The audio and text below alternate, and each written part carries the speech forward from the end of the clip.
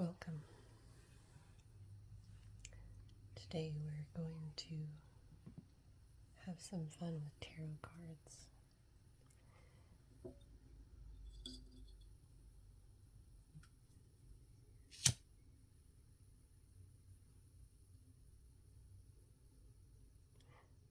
First we're going to clear the space.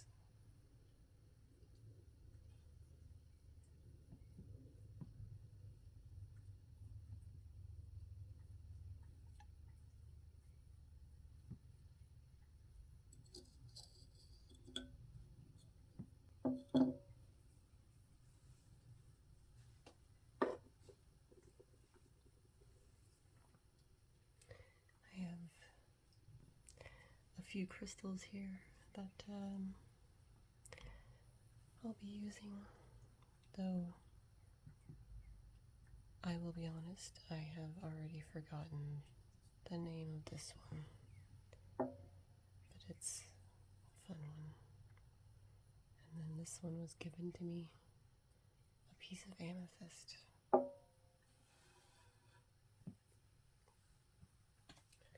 I have some tarot decks here that I'll use today. This one is the Rider-Waite Tarot, but it kind of helps me cheat. It has all of the information and things on it.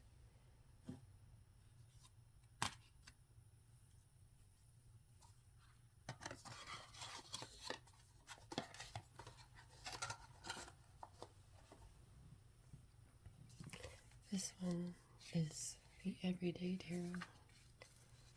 I like it because it's small, like a deck of cards.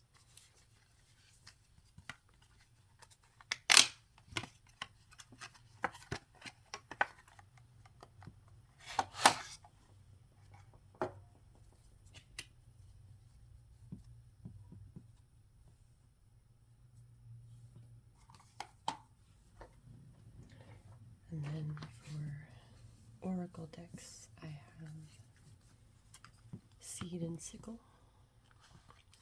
This one's really pretty.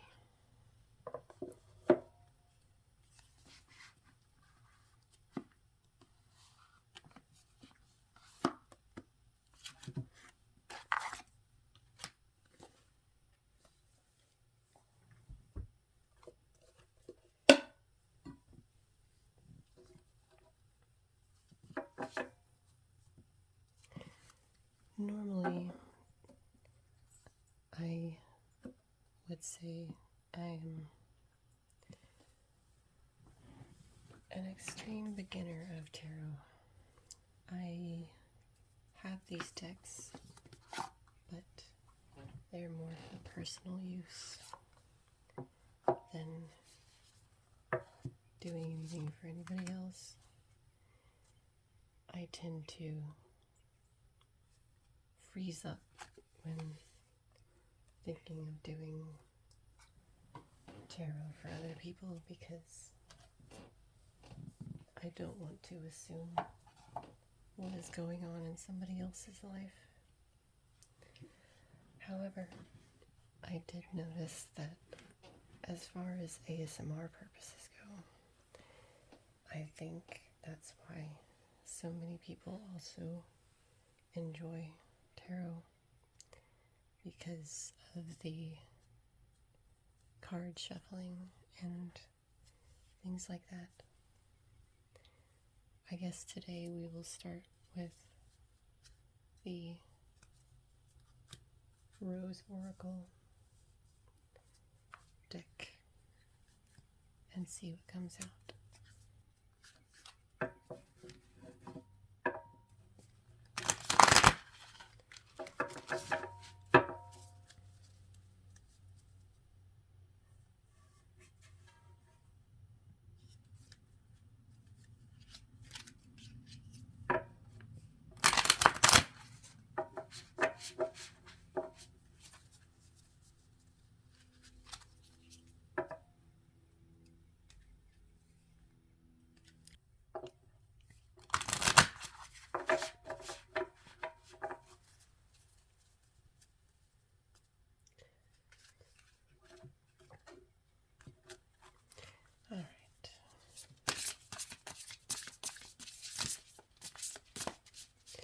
These cards are always so big for my hands. Sometimes I shuffle them this way. Oops, that's a lot of cards. We will take this one.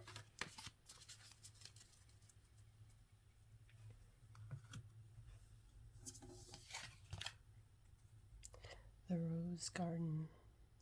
Innocence, forgiveness, be gentle with yourself. It might be a little difficult to see because of the light,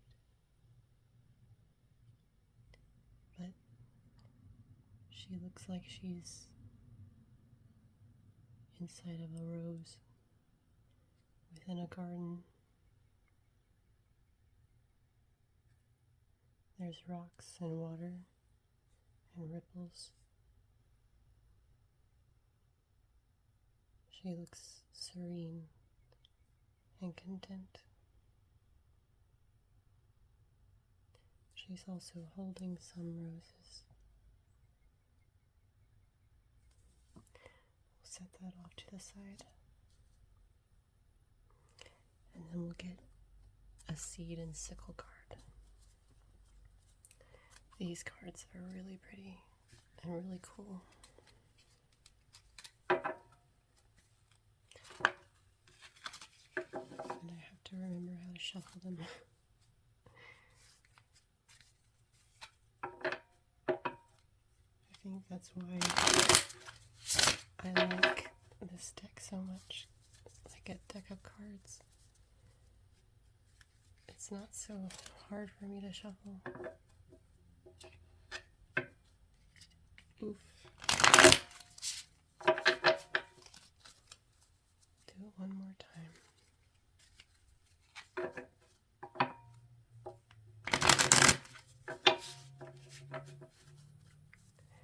And then we'll cut it.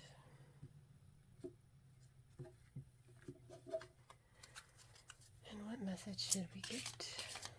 Spirit, divine, angels and guides. Oops, maybe a bit too many. What message should we get? I'll take this one. Ooh, oak.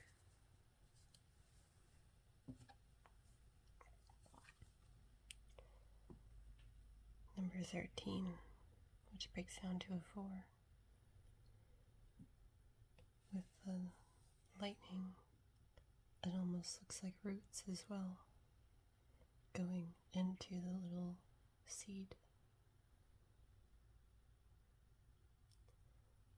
I'll have to read from the book because I don't exactly remember. And there are 2 different versions of the book. There is the Dawn Guidebook and the Dusk Guidebook. Sometimes I like to read from both, and since the Northern Hemisphere is going into spring, I'll start with that one.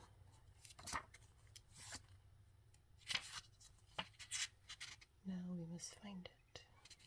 It is in summer. Let's see.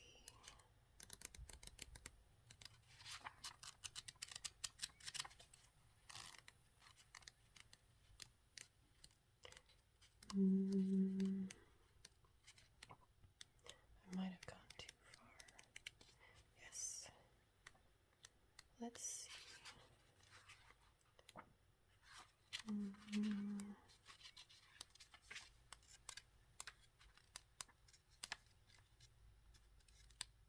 There we are. Great oaks from little acorns grow. One of the mightiest trees we have, sacred to the god of thunder Zeus and Thor, starts life as a tiny seed filled with enormous promise. Acorns are a powerful but dormant source of potential, and to look at one, it's hard to imagine what it could grow into. From this, we can learn an important lesson: to remain humble even in the knowledge of our capacity for greatness. others will notice this and appreciate your modesty. And since the southern hemisphere is going into winter, I will read from the Dusk Guidebook.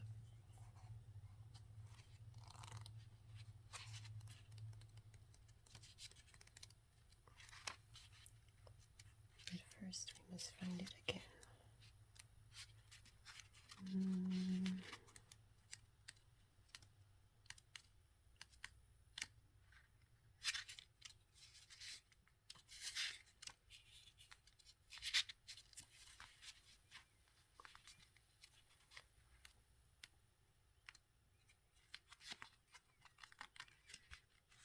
There we are. Due to their great height, oak trees are those most likely to be struck by lightning, making them sacred to ancient gods of thunder such as Zeus, Perun, and Thor. Yet despite this propensity, the mighty oak stands strong and unyielding in the times of adversity. With deep roots and sturdy branches, its great strength reminds us that we are self-sufficient, weathering any storm and emerging ready to face the next.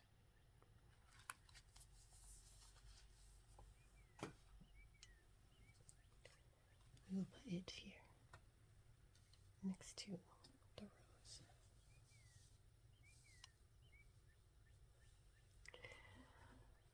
I will start with the bigger oracle cards, or not oracle cards, sorry, tarot cards, and then the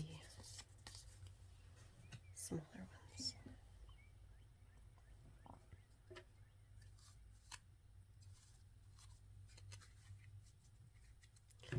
And again, they are very big for my hands, so we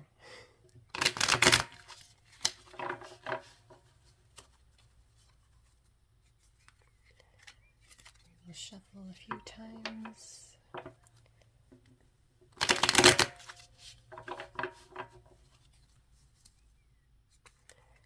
And then see what comes out.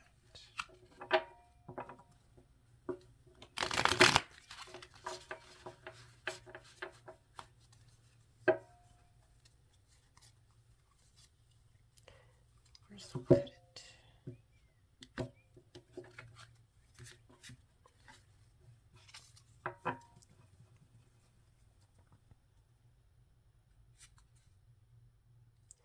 On the split is Knight of Wands.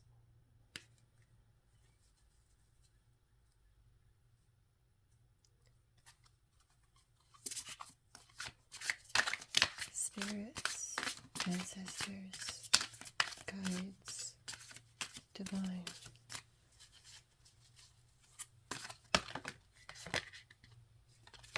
Oops.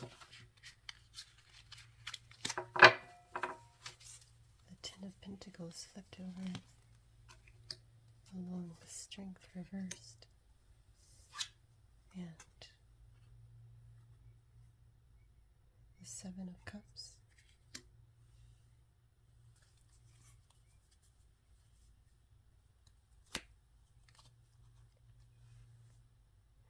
On the bottom of the deck,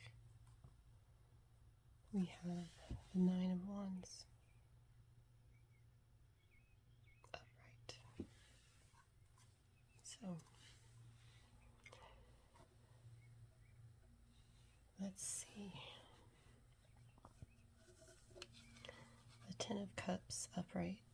Divine love, harmony, blissful relationships, alignment, inner happiness, fulfillment, dreams come true, family contentment, total love and support. Ultimate completion, final manifestation, result of true will, recognition, continuation, realization, and endings. It's also a water card and the third decan with Pisces.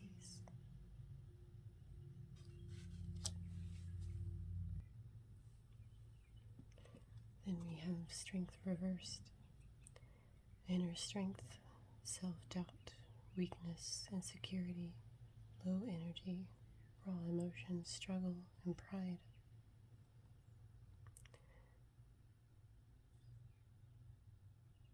Power, strength, and control. Fire sign, Leo.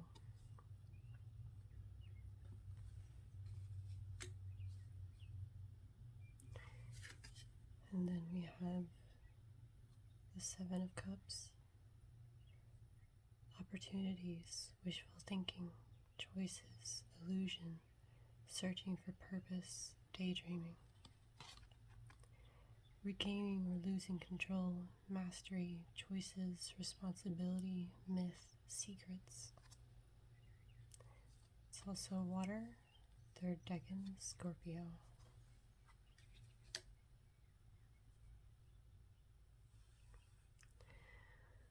And the one that was on the bottom of the deck is the Nine of Wands.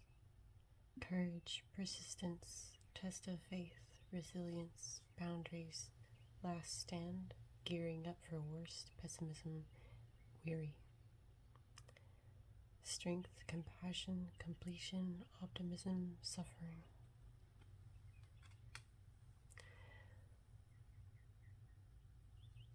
To me, I read this as going through in my life personally, and maybe for you as well, that there's been a long road up to this point to get to this Ten of Cups.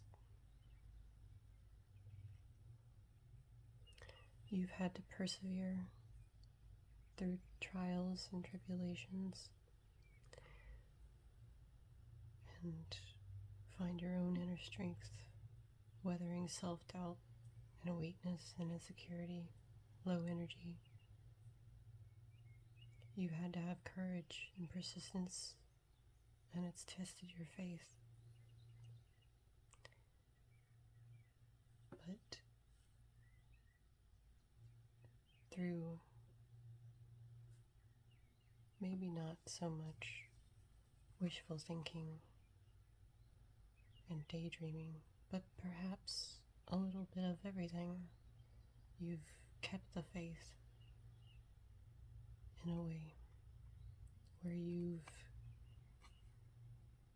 tried to stay grounded and also daydream about what your life would be like when this Ten of Cups finally came in,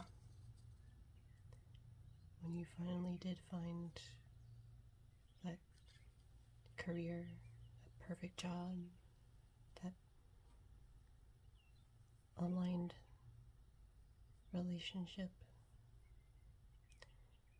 You've had to have so much more strength than anybody could ever imagine, and persevere.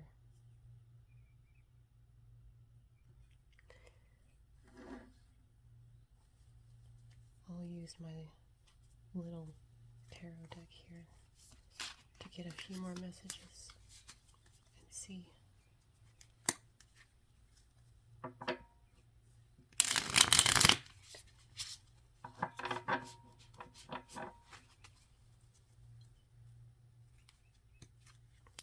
We'll clarify the Seven of Cups.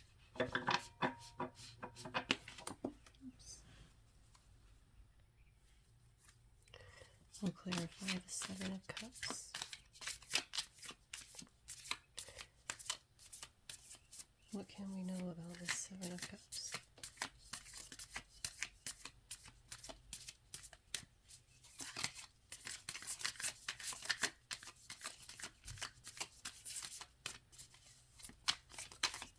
Maybe we already know everything we need to know. Oh. Page of Cups.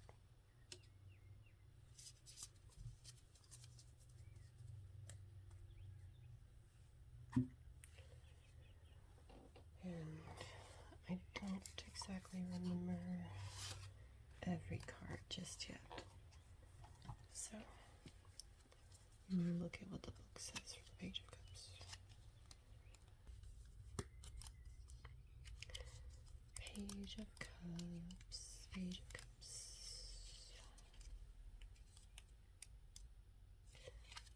A new creative idea or opportunity has come to you out of the blue. You are filled with dreamy aspirations about what is possible.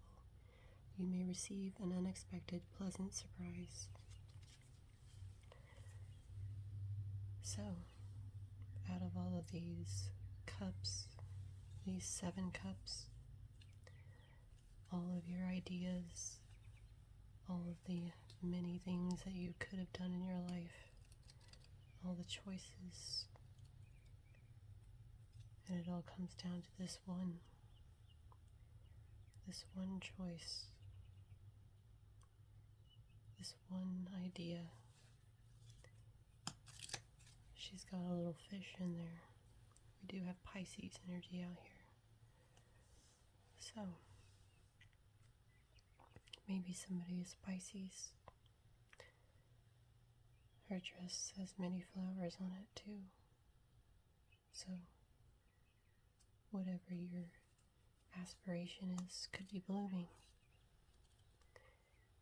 And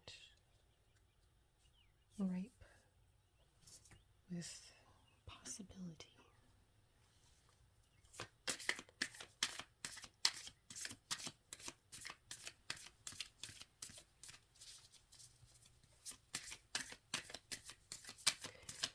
Let's clarify strength a bit more.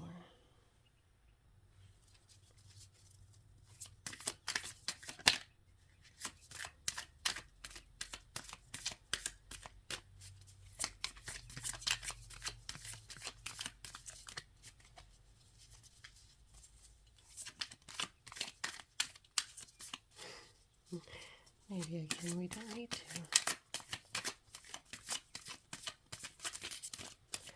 That's okay too. Sometimes the cards speak, and that is all they need to say.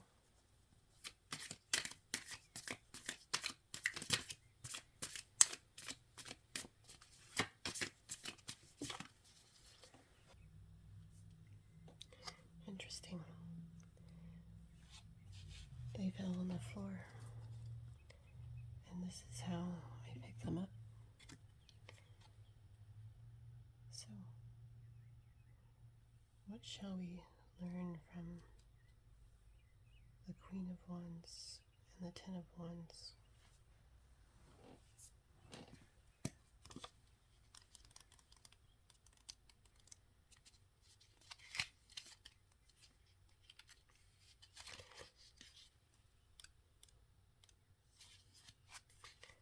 For the Queen, upright, but since it's sideways, we will do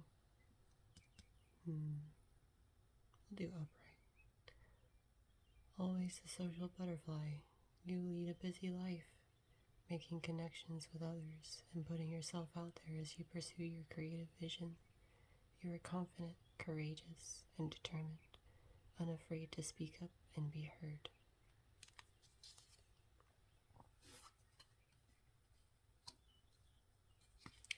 The Ten of Wands.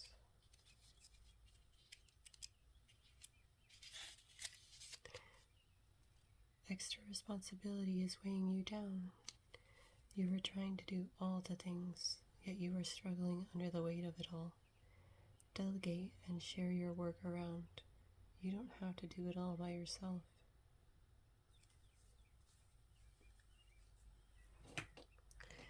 Well, if that isn't just the epitome of what this strength card is saying, we've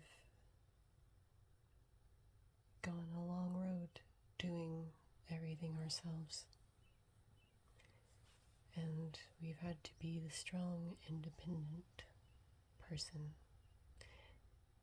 masculine or feminine. It doesn't matter who. We've had to be the strong one, the one that held everybody up and made sure that things were done when they needed to be done. And it's taken its toll. Many of us have had to go through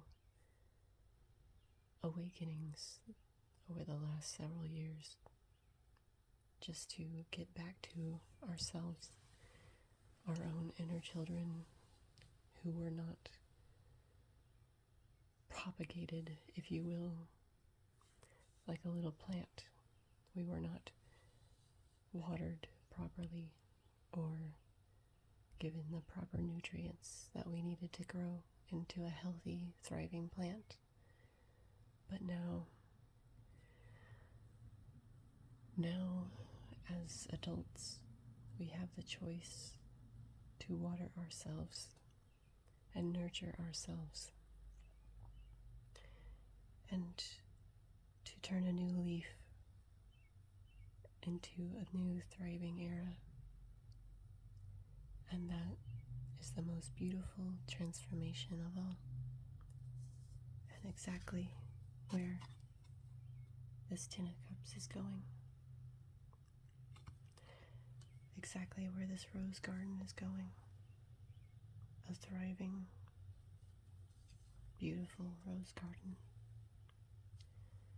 And a massive, beautiful oak stretching high into the sky.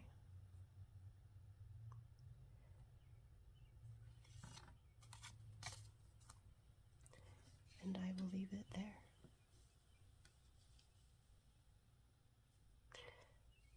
I hope you enjoyed this ASMR tarot reading. That will be the end of the reading. And just for fun, I'll do some shuffling.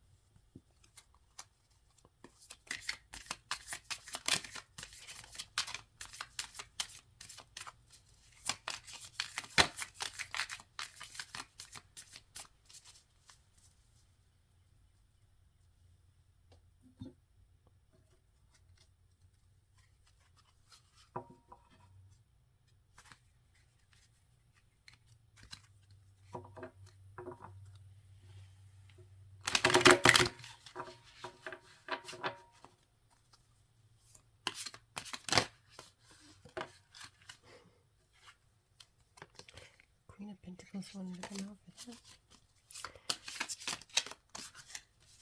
And I'm just reshuffling my decks before I put them away.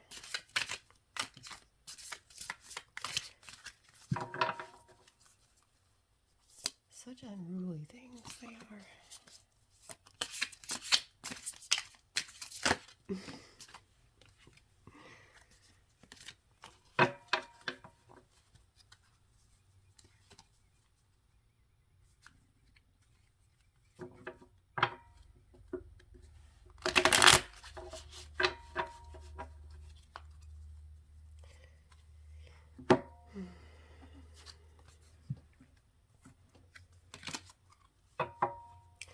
I really do love the Seed and Sickle deck. The cards are very pretty. Strawberry, apple, hops, mistletoe, basil, cherry, mustard, chamomile, buttercup, Wisteria, Moonwort. That one's pretty. It's got a little key on it. But yeah, pretty deck. I do love it. I bought it when I was in my Persephone archetype era. Definitely channeled her throughout my awakening. And then I flowed into Isis, the Egyptian goddess. Also channeling Lilith and Hecate throughout. Oh, how colorful my awakening was.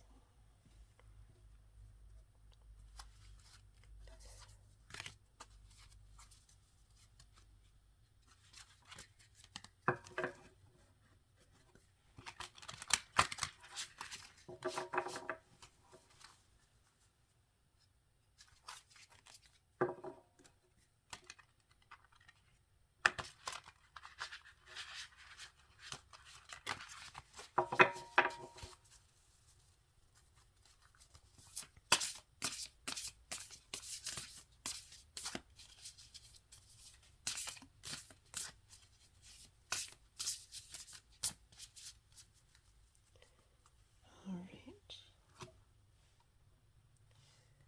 And everyone's ready to go back in their boxes.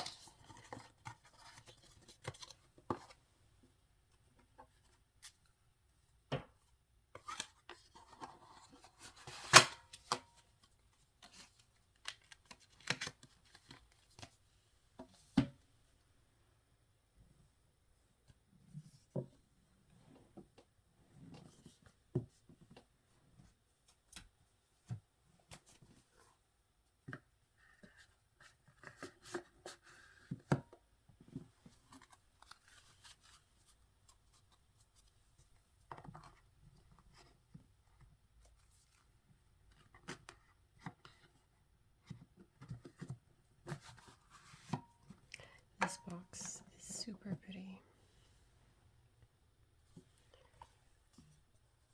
It's got a little sickle and a little snake.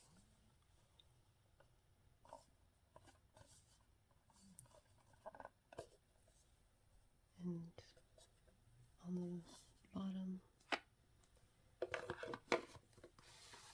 you have one to wither and one to grow. One for the she and one for the crow. I've looked it up before and I've already forgotten. Apologies if I mispronounced that.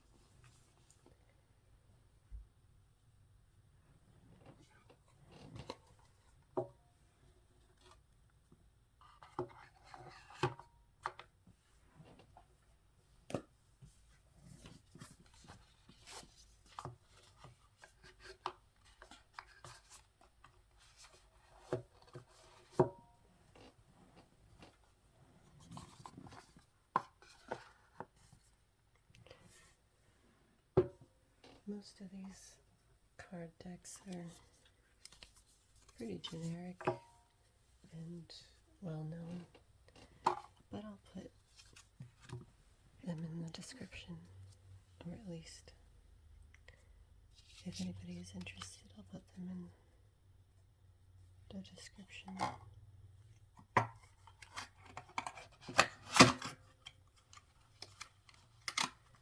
I know the only one that I have that might be not as generic as Seed and Sickle.